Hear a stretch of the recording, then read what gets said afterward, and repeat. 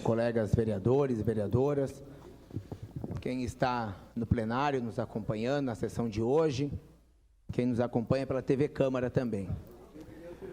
Hoje é o primeiro dia, 25 de fevereiro, depois que nós aprovamos nesta casa uma lei de autoria do vereador Jason Barbosa, aprovada nesta casa por este plenário e sancionada pelo prefeito Alceu Barbosa Velho no dia 16 de dezembro de 2014, a lei número 7.913, que institui o Dia Municipal de Incentivo ao Uso de Bicicletas como meio de transporte e o Dia Municipal do Ciclista, entre outras providências.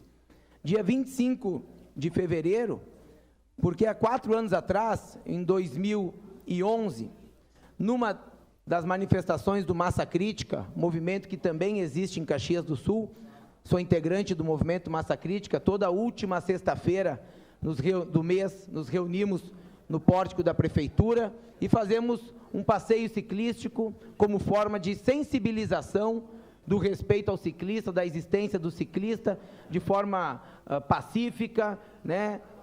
Uma manifestação do Massa Crítica, que existe também em Porto Alegre, e no dia 25 de fevereiro de 2011, o senhor Ricardo Neis, não satisfeito em respeitar os ciclistas que faziam o movimento Massa Crítica em Porto Alegre, jogou o seu carro para cima dos ciclistas, atingindo 11 ciclistas, e hoje ele responde por 11 tentativas de homicídio, por indicação aqui do juiz em Porto Alegre, como crime contra a vida, sendo encaminhado a júri popular. Ele recorreu e está agora no Superior Tribunal de Justiça, onde ele quer ser julgado por lesão corporal grave, e não por crime contra a vida, não indo a júri popular. Enfim, estamos acompanhando o processo. E no dia de hoje, colegas, o que eu posso fazer como ciclista, como alguém que entende que Caxias do Sul está atrasada na inserção do ciclista, na inserção da bicicleta, na mobilidade, é trazer um exemplo que muitos acham que é utopia para nós, caxienses, ou para o Brasil. Mas eu vou mostrar como começou agora aqui no telão o uso da bicicleta na Holanda, exemplo mundial hoje da inserção da bicicleta, mas não começou do nada. Então, por favor, peço que todos acompanhem o vídeo. A Holanda tem a maior taxa de ciclistas por habitante do mundo e é também um dos lugares mais seguros do mundo para se pedalar. Isso se deve a uma fantástica infraestrutura ciclística que se estende por todo o país. Então, como os holandeses criaram esta rede de ciclovias de alta qualidade, muitos, incluindo alguns holandeses, acreditam que as ciclovias já estavam lá há muito tempo, mas isso não é bem verdade. Sim, existiam ciclovias já há algum tempo, mas eram muito diferentes das que existem hoje. Elas eram estreitas e perigosas, não chegavam até os cruzamentos e não eram conectadas, pois elas não eram realmente necessárias. Mesmo assim, o número de ciclistas ultrapassava de longe o número de carros. Após a Segunda Guerra Mundial, tudo mudou. Os holandeses tiveram que reconstruir o seu país e ficaram incrivelmente ricos. De 1948 até 1960, a média salarial subiu 44%. De 1948 até 1970, o crescimento foi de 222%. Então as pessoas começaram a comprar bens mais caros e a partir do ano de 1957 começaram a surgir muitos e muitos carros nas ruas. Ruas estas de cidades antigas não projetadas para suportar os veículos automotores. Resultado: construções foram destruídas em prol dos carros. Isso incluiu a destruição das ciclovias que já existiam. As praças e os jardins das cidades se tornaram estacionamentos, e os novos empreendimentos já tinham rodovias imensas para o tráfego motorizado. Para se ter uma ideia da mudança, a distância diária percorrida pelas pessoas passou de quase 4 km em 1957 para mais de 23 km em 1975. Mas esse progresso teve um alto e terrível preço. Ciclistas foram marginalizados, a ponto de largarem suas bicicletas a uma taxa de 6% ao ano. 3.300 vidas foram perdidas somente no ano de 1971, e mais de 400 dessas vidas eram de crianças e adolescentes de até 14 anos. Esse massacre de pessoas inocentes levou as pessoas às ruas em protesto, dizendo: "Parem de matar nossas crianças! Queremos segurança para os pedestres e ciclistas." Logo suas vozes foram ouvidas. Em 1973, com a grande crise do petróleo, o país parou para repensar no seu desenvolvimento não sustentável. O primeiro-ministro holandês falou à nação que a crise traria mudanças graves no comportamento de todos, pois deveriam mudar o seu estilo de vida e depender cada vez menos do petróleo. Entretanto, isso seria possível sem diminuir a qualidade de vida já conquistada durante o período das vacas gordas. A partir daí, políticas de incentivo ao uso das bicicletas foram criadas. A proibição do uso dos carros aos domingos para economizar gasolina serviram principalmente para que as pessoas olhassem as cidades e refletissem sobre como elas eram sem os carros. Também, durante esse período, o centro das cidades foram fechados permanentemente para os carros.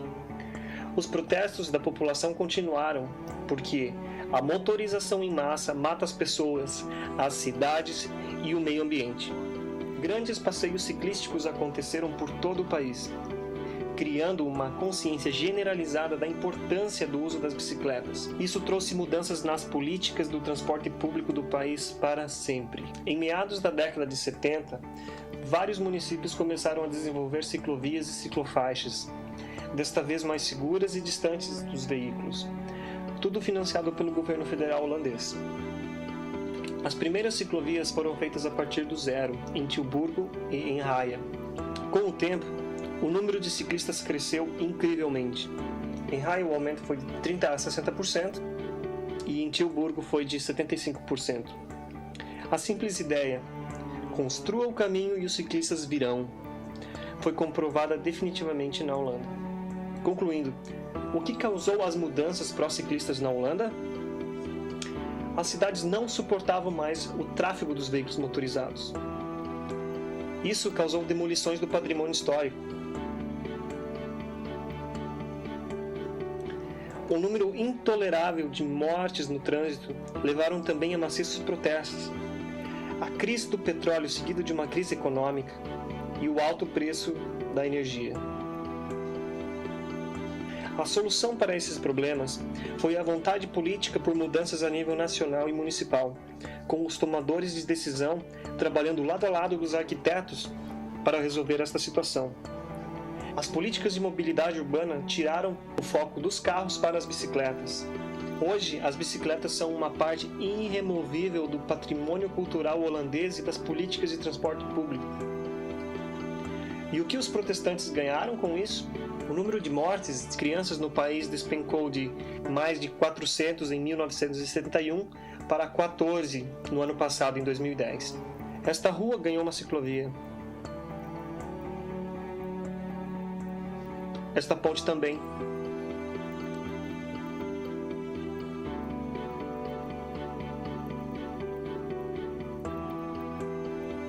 Este caminho pintado se tornou uma ciclovia permanente e os carros foram totalmente banidos dali. Esse lugar é agora um dos pontos mais famosos de Amsterdã, Amsterdam.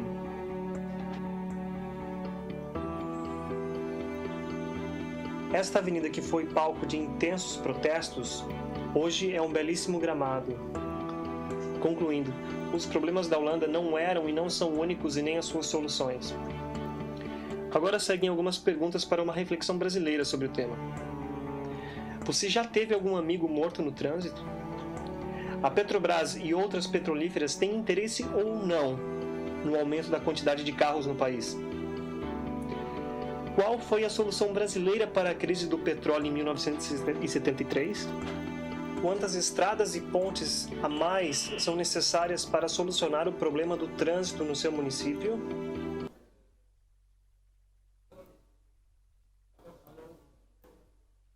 Pessoal, obrigado. Então, colegas vereadores, Cycling In, está aí um vídeo que mostra que se hoje Amsterdã, Holanda, é um dos principais pontos do uso da bicicleta, não foi de graça. Mera coincidência. O que levou ao uso da bicicleta? Mortes no trânsito. não suportavam mais o tráfego dos veículos motorizados, crise do petróleo, alto custo da gasolina. Parece que o momento que o Caxias passa, que o Brasil passa, é exatamente a necessidade de ter vontade política. Os tomadores de decisão, das decisões, ter vontade política. Então, serve como um alerta deste vereador no dia instituído por esta casa, que o nosso prefeito municipal, que o nosso secretário de trânsito comecem efetivamente a implantar políticas de inserção da bicicleta. Porque nós dialogamos bastante, mas estamos cansando do diálogo. Faz décadas que nós dialogamos, chegou a hora da ação prática, e começa por vontade política por parte do prefeito municipal.